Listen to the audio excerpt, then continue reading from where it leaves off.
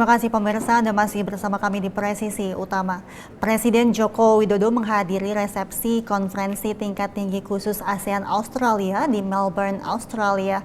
Presiden juga melakukan pertemuan bilateral dengan sejumlah negara selama di Australia.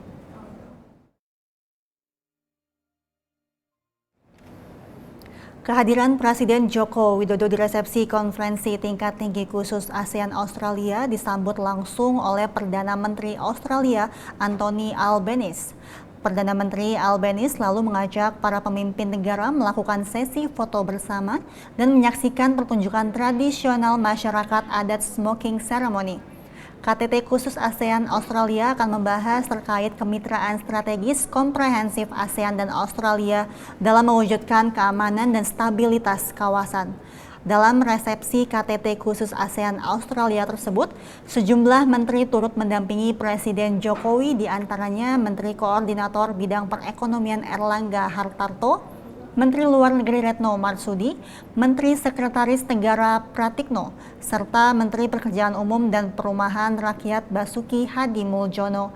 Sebelum menghadiri resepsi KTT khusus ASEAN Australia, Presiden Jokowi juga telah menggelar pertemuan bilateral dengan sejumlah negara selama di Australia, di antaranya dengan Perdana Menteri Kamboja Hun Manet, Perdana Menteri Selandia Baru Christopher Luxon, dan Perdana Menteri Australia Anthony Albanese.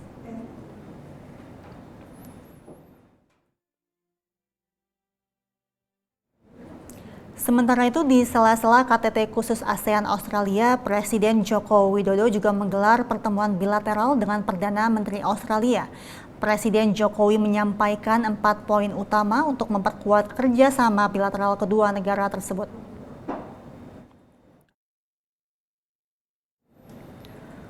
Pertemuan kedua pemimpin negara ini digelar di Melbourne Convention and Exhibition Centre atau MCEC pada Selasa 5 Maret 2024. Pertemuan ini menggarisbawahi komitmen kedua negara untuk memperkuat kerjasama strategis di kawasan Indo-Pasifik.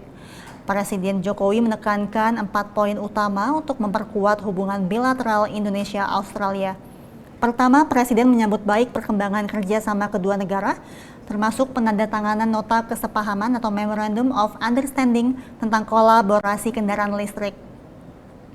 Presiden Jokowi juga menekankan pentingnya kerjasama di sektor jasa keuangan dan mengumumkan rencana pembukaan kantor perwakilan Bank Negara Indonesia atau BI di Sydney. Selain itu, Presiden juga menyambut baik penandatanganan MOU antara Otorita Ibu Kota Nusantara dengan National Capital Authority pada Februari lalu. Kedua Presiden menyoroti pentingnya perluasan akses pasar untuk menciptakan perdagangan yang lebih berimbang. Presiden menyambut baik izin impor daging dan ternak sapi dari Australia. Lalu ketiga, dalam hal hubungan antar masyarakat, Presiden menyatakan kegembiraannya atas popularitas Indonesia sebagai tujuan bagi pelajar Australia dalam skema New Colombo Plan. Presiden mengundang lebih banyak pemuda Australia untuk berkunjung dan belajar di Indonesia, termasuk budaya dan bahasa Indonesia. Keempat, Presiden mengucapkan terima kasih atas dukungan Australia selama keketuaan Indonesia di ASEAN tahun lalu. Perdana Menteri Albanese, saya senang dapat berkunjung kembali ke Australia, dan Australia adalah mitra strategis Indonesia dan mitra strategis ASEAN di kawasan Indo-Pasifik, kawasan tempat kita, dan dalam nanti berbagi masa depan serta tanggung jawab bersama untuk menjaga stabilitas. Dan di 75 tahun hubungan diplomatik kita, mari kita terus perkuat kerjasama dan kolaborasi. Pemirsa, beralih ke informasi mancanegara, seorang seniman asal Turki memanfaatkan kecerdasan buatan dan kumpulan data untuk menciptakan karya seni baru. Pembelajaran mesin bisa menangkap reaksi otak penonton dan membuat karya seni digital ini berevolusi dalam waktu nyata. Dan berikut kita simak laporan Helmi Johannes dari VOA. Seniman Turki Refik Anadol membuat lukisan data dan patung data menggunakan perangkat lunak khusus yang mengubah kumpulan data menjadi karya seni. So what you are watching here is, for example, this one. It's literally taking 300 million raw image archive from nature and reconstructing a data sculpture. Menurut Rafik, kecerdasan buatan atau AI adalah alat yang artistik. Let's imagine a million images of like all the flowers in the world.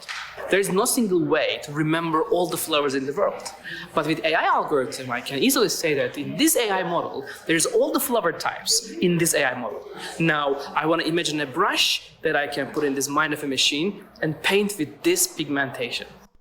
Seniman yang tinggal di Los Angeles ini menggunakan AI di Museum Seni Modern atau Museum of Modern Art di New York untuk menciptakan karya seni baru dari koleksi karya seni selama lebih dari 200 tahun. Pembelajaran mesin menangkap perubahan dalam lingkungan seni, termasuk reaksi penonton, dan berevolusi dalam waktu nyata. Ilmuwan saraf Universitas California, Taylor Kuhn, melacak aktivitas otak para relawan yang menonton karya seni Rafik. So there was something about AI art that seemed to engage the somatosensory areas, so there's something kind of not just visual about it, but also somatic, kind of a body feeling about the art. It seemed to be more than just one modality. Right? It engaged different sensory regions in the brain. And in doing so, it also engaged kind of this region of the brain involved in planning or creative thought. Menurut Taylor, hal itu dapat mengarah pada aplikasi terapi bagi kecerdasan buatan dalam seni yang melibatkan bagian otak yang diketahui dapat membantu mengatur stres atau mengurangi gangguan kecemasan. Dari Arlington, Virginia, saya Helby Yohanes dan tim VOA. Presisi utama akan segera kembali usai jeda berikut ini.